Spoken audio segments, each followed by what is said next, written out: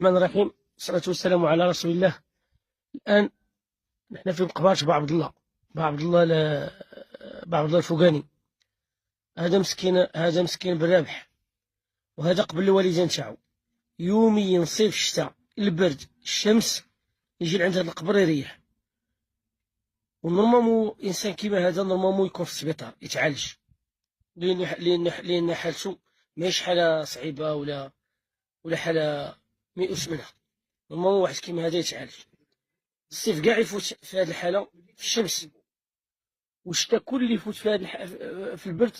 ودي فوا نجيو نلقاوه هنايا راكز على بايل على روحو وراكز في البرد، وطلع عليه لاكريز في الشتا بالبرد. وهذا قبل الوالدين تاعو، وهذه حالة بانت فيه غير من نهار اللي شوفت الوالدين تاعو. بانت فيه هذه الحالة مسكين. وهذا نورمالمون السلطات المعنية هي اللي تقوم